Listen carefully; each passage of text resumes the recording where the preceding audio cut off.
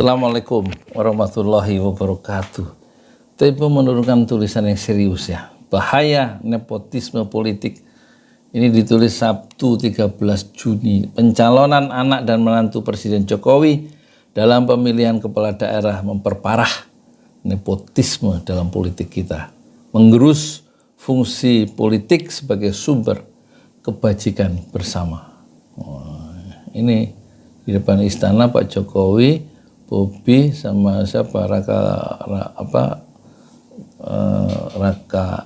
Gibran Raka Buming Raka.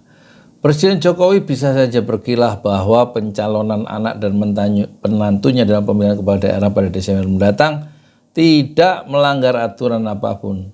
Dia bisa juga mengklaim majunya Gibran Raka Buming Raka dan Bobi Nasution dalam pemilihan wali kota Solo dan Medan bukanlah indikasi politik dinasti, tapi yang jelas kemunculan sanak saudaranya dalam percaturan politik Indonesia merupakan rentetan termutakhir dari makin kentalnya nepotisme dalam sirkulasi elit di negeri ini. Untuk soal satu ini Jokowi tidak sendirian. Siti Nur Aziza, anak wakil presiden Ma'ruf Amin Podoai juga maju dalam pemilihan wali kota Tangerang Selatan. Sebelumnya anak Presiden Megawati Putri Puan Maharani duduk di kursi menteri.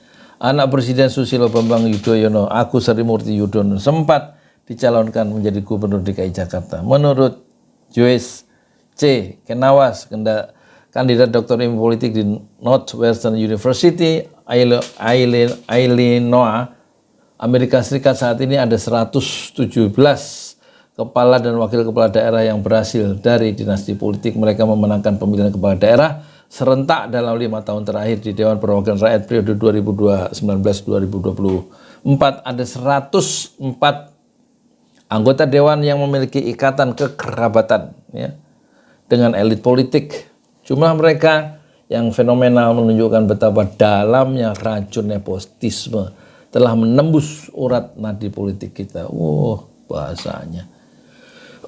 Racun nepotisme telah menembus urat nadi politik kita. Realitas ini sungguh memprihatinkan. Kita ingat pada puncak reformasi 1998, tuntutan utama gerakan mahasiswa dan masyarakat sipil yang menumbangkan Presiden Soeharto adalah pemberantasan KKN korupsi, kolusi, dan nepotisme. Ketika itu, mahasiswa gerah melihat Orde Baru membangun kekuasaan selama 32 tahun dengan bantuan kroni dan keluarga elit. Mereka merusak semua tatanan politik, sosial, dan ekonomi Indonesia karena para elit ini naik ke puncak kekuasaan hanya berdasarkan koneksi, kekerabatan, bukan kompetensi.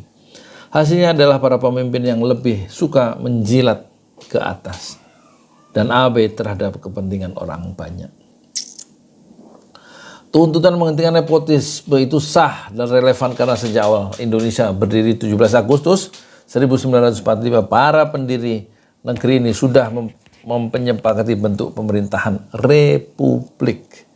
Dalam sidang-sidang Badan Penyelidik Usaha-usaha Persiapan Kemerdekaan Indonesia, para tokoh bangsa menyadari pentingnya meletakkan kepentingan publik di atas segala-galanya. Muhammad Yamin misalnya mengatakan, dalam sebuah negara republik, kepentingan rakyat harus diutamakan, bukan para pejabat dan elit politik. Nepotisme yang makin mengakar dalam peta politik kita belakangan ini jelas melanggar prinsip dasar bernegara tersebut.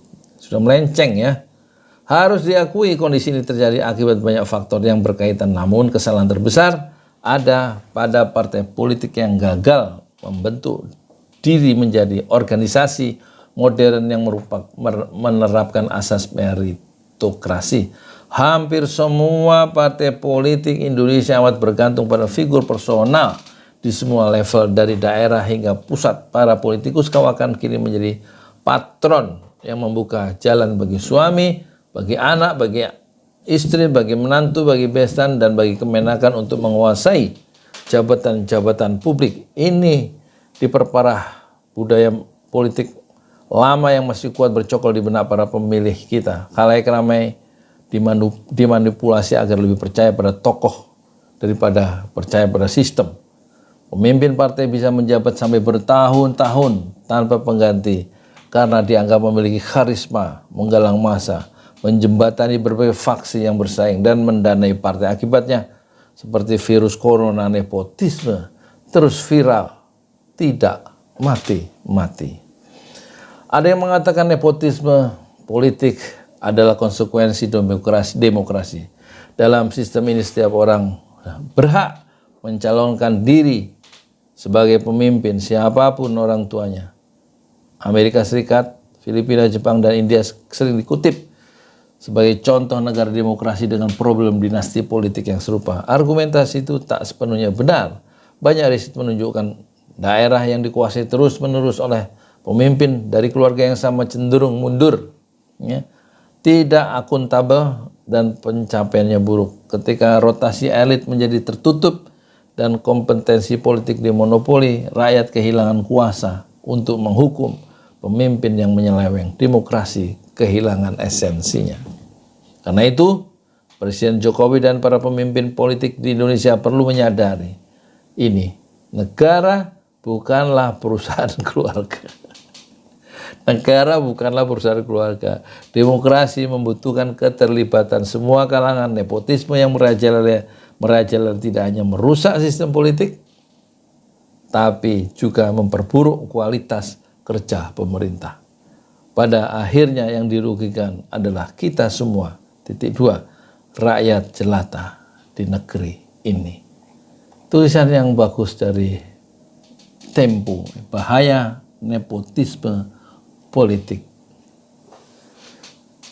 Assalamualaikum warahmatullahi wabarakatuh.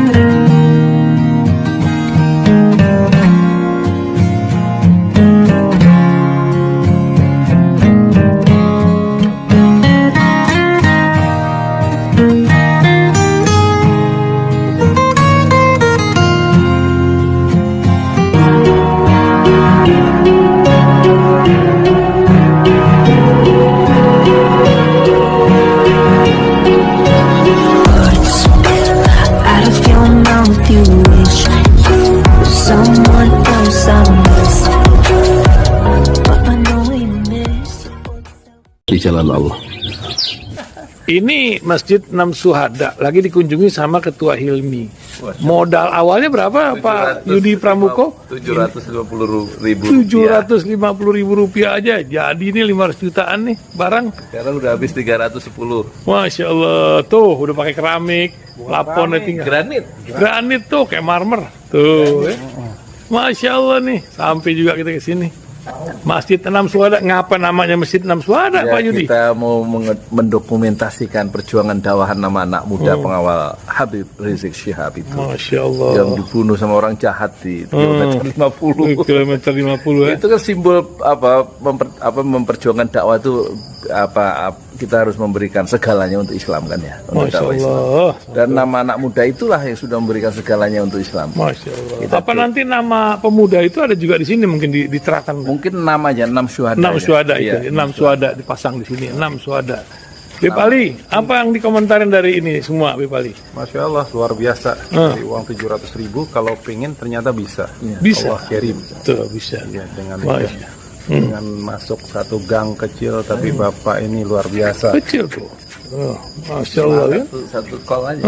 Masya Allah. Perjuangan Pak Yudi Pramuko, YouTuber sejagat paling tua. Tertua di semesta. Tertua di semesta. Masya Allah. Tukang donat. Tukang donat. Tukang donat dari Paru. Ini saya laporkan dari lapangan ini, langsung dari Masjid Enam Syuhada. Masya Allah. Dan ini dia. Dalam lihat lah. Tuh, lihat tuh masjidnya. Tuh imamnya di situ tuh. Malam-malam lagi kita. Masya Allah. Masih kurang nih. Atapnya katanya transfer aja.